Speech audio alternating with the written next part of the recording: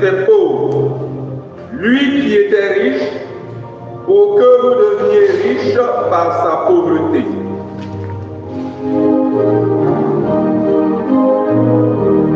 Alléluia, Alléluia, Alléluia,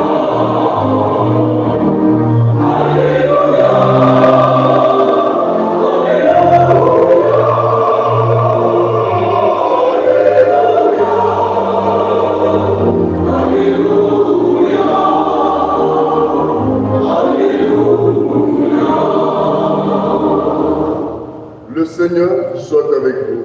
Et avec votre esprit. Bonne nouvelle de Jésus-Christ selon saint Luc.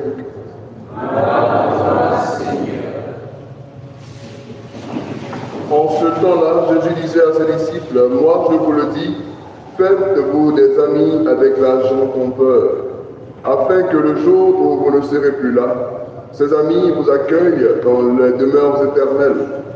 Celui qui est digne de confiance dans la moindre chose est digne de confiance aussi dans une grande.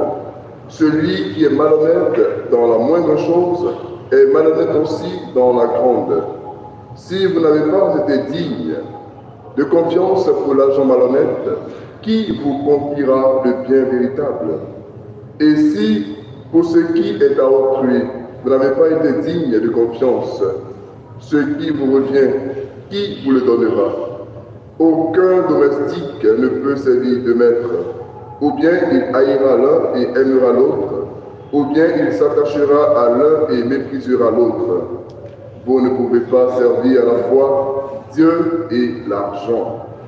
Quand ils entendaient tout cela, les pharisiens, eux qui aimaient l'argent, tournaient Jésus en dérision. Il leur dit alors, vous êtes de ceux qui se font passer pour justes aux yeux des gens, mais Dieu connaît vos cœurs. En effet, ce qui est prestigieux pour les gens est une chose abominable aux yeux de Dieu. Veuillez vous lever. Acclamons la parole de Dieu. Louange à toi, Seigneur Jésus.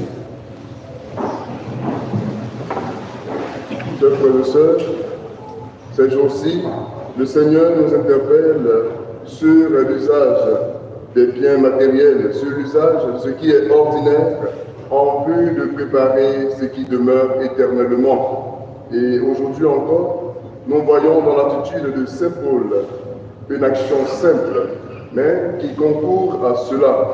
Saint Paul est reconnaissant. Il cite plusieurs personnes à qui il adresse une salutation en signe de reconnaissance pour ce que ces personnes-là ont fait dans sa vie. Et nous aussi, tous les samedis, nous faisons mémoire de la Vierge Marie en signe de reconnaissance pour ce qu'elle a fait pour chacun de nous. Et aujourd'hui particulièrement, l'Église nous donnait de célébrer Saint Martin de Tours. Saint Martin de Tours a été un évêque français, mais à la base, il était soldat. Et ce soldat a eu à partager son manteau dans un temps très froid avec un pauvre. C'est cette icône que l'Église nous donne pour nous emmener, nous aussi, à travers ce que nous avons, à pouvoir le partager avec autrui. Car ce que nous avons, dit-on, ne partira pas dans la tombe avec nous. Mais si nous savons partager, nous construisons.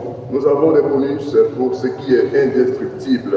Aujourd'hui donc, à travers ce que le Seigneur nous dit dans l'Évangile, souvenons-nous que ce que nous avons doit pouvoir nous orienter vers lui, Dieu. Sinon, comme il a dit, notre cœur sera soit à ce que nous avons et nous le négligerons, ou bien ce que nous avons sera orienté vers lui, alors nous l'aimerons davantage. Prions le Seigneur de faire en sorte que nous nous souvenions toujours que nous sommes venus nus, et c'est nus que nous allons retourner.